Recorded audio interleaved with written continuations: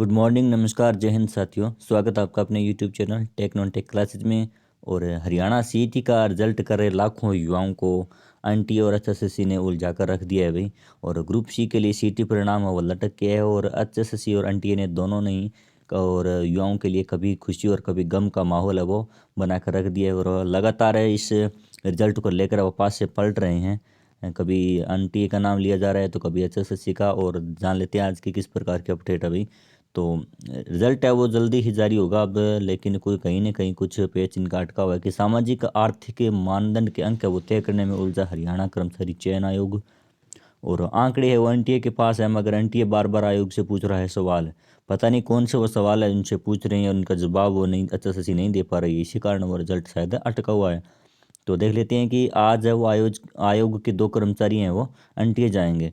तो एचएसएससी ने national testing agency से ग्रुप सी के लिए जो सीईटी आयोजन करवाया था उसका परिणाम है वो लटक गया है। और अभी भी परिस्थितियां जो बनी है उनके मुताबिक आगामी 10 जनवरी तक यह परिणाम है वो संभव हो सकता है साथियों। और जिन लाखों उम्मीदवारों ने यह टेस्ट दिया था वे परिणाम घोषित होने का इंतजार कर रहे हैं। तो प्लीज़ दोस्तों चैनल को सब्सक्राइब जरूर कर लीजिएगा पूरी अपडेट पढ़ने से पहले, और हर प्रकार की अपडेट आपको मिलेगी। और आपकी सपोर्ट और सहयोग की ज़रूरत है साथियों, प्लीज़ एक बार चैनल को सब्सक्राइब जरूर करें दोस्तों। और चूंकि सीटी की लिखित परीक्षा में सामाजिक आर्थिक मानदंड के अंक जुड़ने हैं, क्योंकि सीटी के अंक और सामाजिक आर्थिक मानदंड के अंक है वो जोड़कर सीटी का स्कोर बनेगा। तो इसमें इस मामला ये है कि इसमें जो रिटर्न हुआ था अपना रिटर्न एग्ज़ाम हुआ था उसका जो क्वालिफाई का क्राइटेरिया उस रिटर्न में से होगा। अभी उस रिटर्न का 40% और 50% आपको लेने होंगे। उसके बाद में अगर आप क्वालिफाई हो जाते हो तो आपको वो सामाजिक आर्थिक के नंबर है वो 5 नंबर उसके बाद में मिलेंगे। ऐसा नहीं है कि किसी के नंबर कम बन रहे हैं और ये जोड़कर वो 40-50 पूरे हो जाएंगे और वो उसका क्वालिफाई हो जाएगा, ऐसा नहीं है। क्योंकि इसको रिटर्न में इसके क्राइटेरिया यही है कि 40 और 50 आपको लेकर आने ही है रिटर्न के। और रिटर्न के अगर आपने ये प्राप्त कर लिए हैं तो उसके बाद में आपको 5 मिलेंगे और ये 5 आगे आएंगे 4 गुना में काम आएंगे आपको।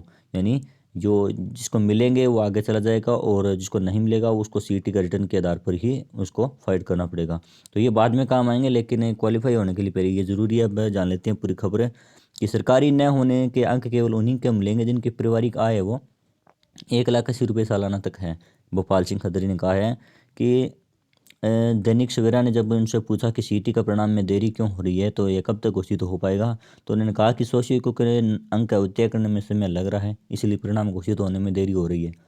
और उन्होंने कहा जैसे समय लग रहा है उसे लगता है कि 10 जनवरी तक वो परिणाम आ जाएगा। और उन्होंने बताया कि आयोग ने सामाजिक आर्थिक मानदंड के अंकों की गणना कर ली है और एनटीए के पास है वो भेज दिए हैं, मगर वहाँ से बार बार इस प्रकार के बिंदु स्पष्ट करने के लिए कहा जा रहा है। और उन्होंने कहा कि ऐसी काफ़ी कैटेगरी है जिन्हें सामाजिक आर्थिक मानदंड के अंक है वो मिलने हैं। और उन्होंने कहा है कि आरक्षित श्रेणी के 40% अंक लिखित परीक्षा में जरूरी है और उसकी संख्या भी काफ़ी ज़्यादा है। यानी यहाँ पर बहुत सारे अभ्यर्थी है वो पास हो रहे हैं इस क्राइटेरिया से। और भोपाल सिंह खत्री ने बताया कि सरकारी नौकरी में न होने के अंक उसे मिलेंगे जिनके पारिवारिक आय है वो 1.80 लाख यानी 1,80,000 रुपये सालाना तक होनी चाहिए, इससे कम होनी चाहिए। और इसे अगर ज़्यादा हुई तो 5 अंक के वो योग्य नहीं है। और यह आय परिवार पहचान पत्र से कन्फर्म की जाएगी। उन्होंने बताया कि डिनोटिफाइड ट्राइब का लाभ उन्हें मिलेगा जो एससी या बीसी में शामिल नहीं है। और मगर मूल रूप से कोई एससी या बीसी में है तो डिनोटिफाइड ट्राइब का प्रमाण पत्र उसने अगर उसमें लगा रखा है तो उसकी जांच में समय लग रहा है, यानी उसको वेरीफाई करवा रहा है एनटीए। और तभी एनटीए वो उसको रिजल्ट में देरी कर रहा है शायद। और इसी तरह फादरलेस विंडो के अंक भी मिलेंगे। और देश ने कहा है कि एनटीए के दो कर्मचारी मंगलवार को एनटीए जाएंगे और उसके बिंदुओं को स्पष्ट करेंगे। तो इस प्रकार की अपडेट थी। धन्यवाद साथियों, आपका दिन शुभ हो। प्लीज़ चैनल को सब्सक्राइब जरूर कर लेना साथियों।